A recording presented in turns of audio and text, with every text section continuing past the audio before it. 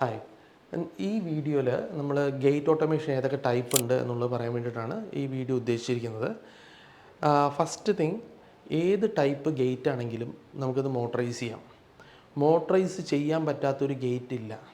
Okay, അതാണ് ഫസ്റ്റത്തെ ഒരു കേസ്. സോ പല വീടുകളിലും സ്വിങ് ഗേറ്റ് ഉണ്ടാവും, ഒരു സൈഡിൽ നിന്ന് സ്ലൈഡ് ചെയ്ത് വരുന്ന ഗേറ്റ് ഉണ്ടാവും, പിന്നെ ഒരു സ്ലൈഡിങ്ങും ഒരു സ്വിങ് ഗേറ്റും ഉണ്ടാവും. ഈ ഏത് ടൈപ്പാണെങ്കിലും നമുക്ക് മോസ്റ്റ്ലി ഓട്ടോമേറ്റ് ചെയ്യാൻ പറ്റും. അപ്പോൾ അതിന് നമുക്കൊരു വീട്ടിലെ ഗേറ്റ് ഡിസൈൻ ചെയ്യുന്ന സമയത്ത് നമുക്ക് ആ വീടിൻ്റെ ഘടന അനുസരിച്ചിട്ട് വേണം ഏത് ടൈപ്പ് ഗേറ്റ് നമുക്ക് വെക്കണം എന്നുള്ളത് നമ്മൾ പ്ലാൻ ചെയ്യേണ്ടത്. അപ്പോൾ ഒരു എക്സാമ്പിൾ ഞാൻ പറഞ്ഞുതരാം. ഈ സ്വിങ് ഗേറ്റ് എന്ന് പറഞ്ഞു കഴിഞ്ഞാൽ 2 പാളിയായിട്ട് ഉള്ളിലേക്ക് തുറക്കുന്ന ഗേറ്റുകൾ ആണ് നമ്മൾ സ്വിങ് ഗേറ്റ് എന്ന് പറയാം. അത് ഓട്ടോമേറ്റ് ചെയ്യണമെന്നുണ്ടെങ്കിൽ നമുക്കതിൽ ആം ടൈപ്പ് ഗേറ്റും ഉണ്ട്, അതേപോലെ തന്നെ റോളർ ടൈപ്പ് ഗേറ്റും ഉണ്ട്. റോളർ എന്ന് പറഞ്ഞാൽ താഴെ നിലത്തൂടെ ഉരുണ്ടു പോകുന്ന പോലുള്ള ഗേറ്റും, ആം ടൈപ്പ് എന്ന് പറഞ്ഞു കഴിഞ്ഞാൽ ഒരു പിസ്റ്റൺ പോലുള്ള ഗേറ്റുമാണ് ഉള്ളത്. സോ മുകളിൽ ഒരു കുന്നു പോലുള്ള സ്ഥലത്തേക്കോ അല്ലെങ്കിൽ താഴ്ചയുള്ള സ്ഥലത്തേക്കോ ആണെന്ന് പറയാൻ നമുക്ക് ആം ഗേറ്റേ നമുക്ക് ചെയ്യാൻ പറ്റൂ. പക്ഷേ അതേ സമയത്ത് നിരപ്പ് നമുക്ക് കിട്ടുകയാണ് എന്നുണ്ടെങ്കിൽ, അല്ലെങ്കിൽ നിലം കറക്റ്റ് ലെവലിലാണ് എന്നുണ്ടെങ്കിൽ നമുക്ക് റോളർ ഗേറ്റ് വെച്ച് കഴിഞ്ഞാലും യാതൊരു കംപ്ലൈൻറ്റും വരില്ല. അപ്പോൾ റോളർ ഗേറ്റ് ഒരു 10-15 വർഷം മുമ്പ് വന്നിട്ടുണ്ടായിരുന്നൊരു മോഡലാണ്. പക്ഷേ പിന്നെ അത് സ്ലോലി ഫെയ്ഡ് ഔട്ടായി. ഇപ്പോൾ തിരിച്ചു വന്നിട്ടുള്ള റോളർ ഗേറ്റ് എല്ലാം വളരെ ഗുഡ് പെർഫോമിംഗ് ആയിട്ടുള്ള റോളർ ഗേറ്റ്സ് ആണ്. പിന്നുള്ളത് പറഞ്ഞ പോലെ ആം ഗേറ്റ്സ് ഉണ്ട്.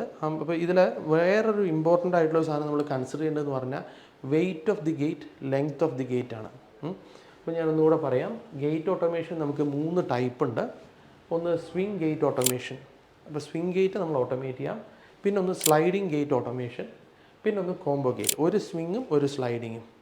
അപ്പോൾ ഇതിൽ ഗേറ്റ് ഓട്ടോമേഷൻ്റെ ഭാഗത്ത് നമ്മൾ കൺസിഡർ ചെയ്യേണ്ടതെന്ന് പറഞ്ഞു കഴിഞ്ഞാൽ ഒന്ന് ലെങ്ത് ഓഫ് ദി ഗേറ്റ്, പിന്നെ വെയ്റ്റ് ഓഫ് ദി ഗേറ്റ്, പിന്നെ നിലം എങ്ങനെയാണെന്നുള്ളത്. നമുക്ക് കറക്റ്റായിട്ടുള്ള ലെവലിലുള്ള ടൈല് പാകിയ നിലമാണോ അല്ലെങ്കിൽ താഴ്ചയാണോ പൊന്തിച്ചിട്ടാണോ എന്നുള്ളതെല്ലാം വെച്ചിട്ടാണ് നമ്മളിതിൽ എന്താണ് വേണ്ടതെന്നുള്ളത് നമുക്ക് തീരുമാനിക്കാൻ പറ്റുക. ഇതിൽ തന്നെ ഇന്ത്യൻ മാനുഫാക്ചർഡ് പ്രൊഡക്ട്സ് ഉണ്ട്, ചൈനീസ് മാനുഫാക്ചർഡ് പ്രൊഡക്ട്സ് ഉണ്ട്, യൂറോപ്യൻ മാനുഫാക്ചർഡ് പ്രൊഡക്ട്സ് ഉണ്ട്. ഇതിൽ എത്ര വർഷമായിട്ട് കമ്പനി ആക്റ്റീവാണ്, നമുക്ക് എവിടെയൊക്കെ സർവീസ് അവൈലബിൾ ആണ്, ഇതെല്ലാം വെച്ചിട്ടാണ് ഇതിൻ്റെ കോസ്റ്റ് ഡിപ്പെൻഡ് ചെയ്യുക.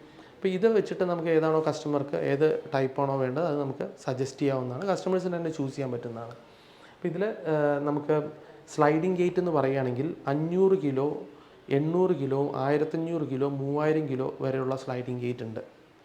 സ്വിങ് ഗേറ്റ് എന്ന് പറഞ്ഞാൽ 300 കിലോ, 400 കിലോ, 600 കിലോ, 500 കിലോ ഇങ്ങനെയൊക്കെയുള്ളതാണ് സ്വിങ് ഗേറ്റ് ഉള്ളത്. ഇത് തമ്മിലുള്ള കോംബോ ഗേറ്റ് ഉണ്ട്. റോളർ ഗേറ്റിൽ ഇതേപോലെ തന്നെ 600 കിലോയുടെ റോളർ ഗേറ്റ് ഉണ്ട്, 1200-ൻ്റെ ഉണ്ട്, 3000-ൻ്റെ ഉണ്ട്.